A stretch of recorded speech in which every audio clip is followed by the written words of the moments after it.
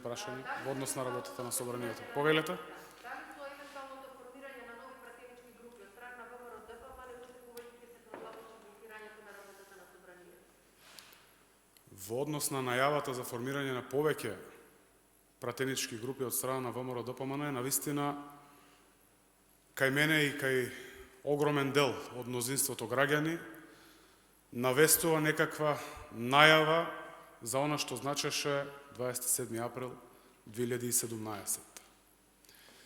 За жал, таа режимска матрица од ВМРО ДПМН, која што уште е раководена од Никола Груевски, не е излезена и не ме изненадува таквата најава, особено после протестите каде што излегува во знак на поддршка на луѓето кои што тие ги нарекуваат уставобранители, а кои што всушност луѓе имавме можност да ги видиме ние граѓаните, да ги почувствувате вие новинарите, пратениците кои што беа дел од 27-ми, собраниските служби и да не ги набројувам.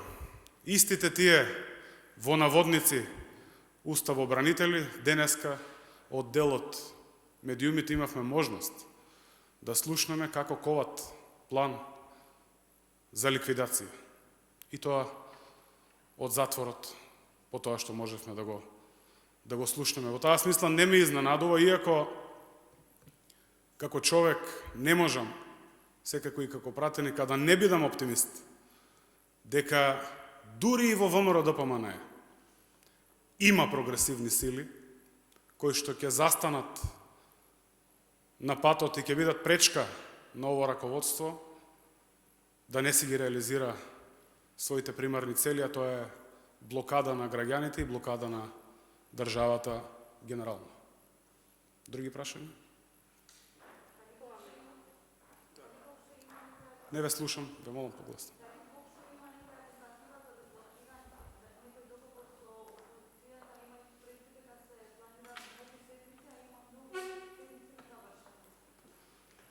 Од самиот почеток настапите на ВМРО ДПМН ги гледаме и овде во собранието, ги гледате и вие новинарите, преку вас и граѓанството. Зборуваше и председателот на собранието, господинот Талат Џафери, дека првичната можност беше промена на деловникот. Со некакви чудни изговори ВМРО ДПМН ја блокираше измената на деловникот.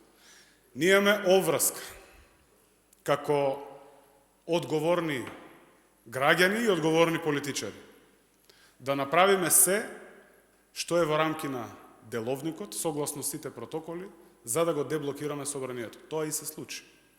Собранието е деблокирано, најголем дел од пратениците се вакцинирани, очекуваме многу брзо, согласно протоколите, да се случи и ревакцинација и потоа да се симнеме во долната сала за пленарни седници, каде што ќе ги имаме неопходните услови за нормално, од технички аспект, функционирање и секако со тоа да продолжиме да работиме и да носиме закони кои што се од особена важност за граѓаните. Во однос на ВМРО ДПМН ќе повторам. Деблокадата е нивната, односно блокадата е нивната примарна цел.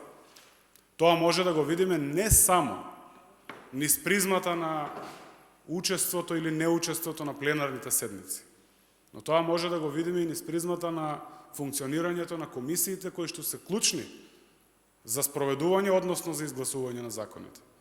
Такви беа и законите од 39-та седница, каде што 3 од законите беа директно поврзани со справување со ковид. Особено важно е да се истакне овде задолжителниот околу студентскиот оброк, каде што студентите ќе добиваат по 6000 денари, каде што апсолутно деловничката можност со самото изгласување во прво читање, председателот на комисијата за финансирање е должен, има обврска да ја свика комисијата. Од завршување на седницата, од изгласување на законите во прво читање поврзани со справување со ковид, до ден денеска комисија немаме. Петиот пакет на економски мерки се кочеше 6 месеци заради блокирање во најголема мера од страна на ВМРО ДПМН.